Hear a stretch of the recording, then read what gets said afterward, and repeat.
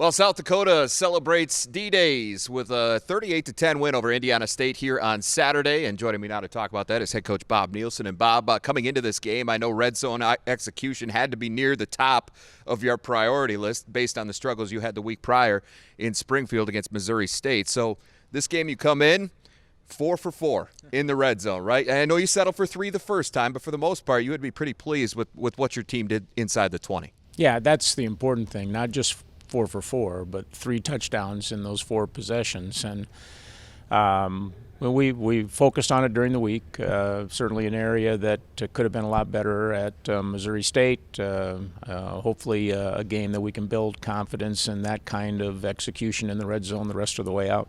Big second quarter for you in this game offensively. 3 straight scoring drives for you. All 3 of them capped by touchdown passes from Carson Camp. How'd you feel about the way he bounced back from a subpar performance for him at Missouri State?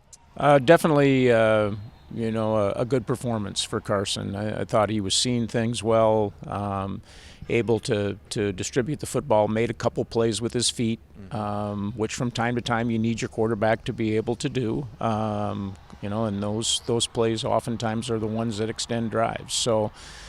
Felt like it was an improved performance by him and something that he can build on into the rest of the season. Yeah, he talked about that in the preseason about wanting to be more effective with his legs. And in this particular game, as you said, he didn't rip off the big one that we got used to guys like Chris Streveler and Austin Simmons doing, but at the same time, they were chain movers a lot of the time. So is that just a pocket presence kind of thing, an awareness type of deal for him in terms of how he goes about running the football right now? Pocket presence, that feel of, hey, everything's covered, I need to pull the ball down. The kinds of things that experience really build in the quarterback's toolbox. And it was good to see him Saturday in those kinds of situations, making great decisions with the football.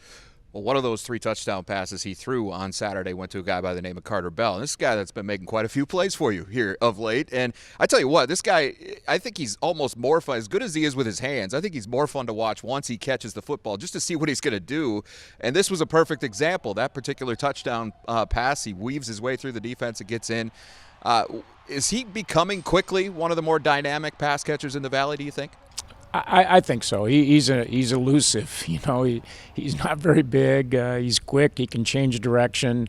He might not impress you with his flat-out 40 time, but he plays really fast. And a guy that's really stepped up this year and continues to make big plays for us every game. One other note offensively for you in this game, you're up 24-3 at halftime, and you really salted this thing away on the ground. And that was a collective effort, several guys contributing to that. But I think the highlight certainly was Nate Thomas and his continued performance. Finishes with 11 carries, 111 yards, and a touchdown on the day. Ends up being named Valley Newcomer of the Week. Just another feather in the cap of a freshman for you who I think has a chance to have a pretty special career here. Yeah, downhill runner. We talked about that before with Nate, and we needed, in the fourth quarter, we wanted to lean on that running game, shorten the game. I was really pleased with the way our offensive line, they got more and more confident as the game went on against the multiple looks that you get from Indiana State and their defense, and we're able to open some seams and some cracks, and once we got Nate, into that second level, he was able to run through some tackles and get extra yards, and that's the kind of runner he is, and we'll certainly need him as we head into the second half of the season. Another impressive performance defensively for you on the day. They set the tone early in this game and never let up. In fact, if you look at what they did on the ground, just 33 yards rushing allowed on the day. I think everybody who's seen you guys play this year notes the fact that you're dramatically improved against the run, and this was just the latest example of that. Yeah, Coach Johansson, that staff have done a good job, in building confidence in our rushing defense. And Saturday was another great example. Indiana State really does want to try to run the football. They want to be balanced, and we didn't allow them to get anything going in the run game and forced them to be very one-dimensional. And that's playing good defense, and we're tackling well. Our up front guys are playing well, and we need to continue those kinds of performances. Forced a couple more turnovers, ended up with a couple of sacks, and this was actually the second straight game that DeJuan Cooper notched a sack. He seems to like he's really coming into his own as his life as a Coyote, starting to maybe settle in a little bit, making plays. Yeah, he's doing multiple things for us right now, and we're trying to build him even more into the defensive scheme. But you'll see him on the line of scrimmage. You'll see him rushing the passer. He's done a great job with that. But also, trying to find ways to play him off the ball as a linebacker, and he's been a huge impact on a lot of our special teams. So excited about his development and what he can bring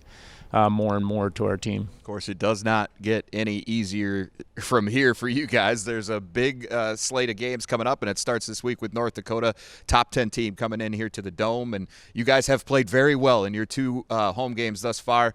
What are you expecting with that particular atmosphere and the energy that's going to be inside here on Saturday afternoon? There was great energy Saturday. D-Days always brings out that. I think this game will bring that out as well. We'll have a great crowd.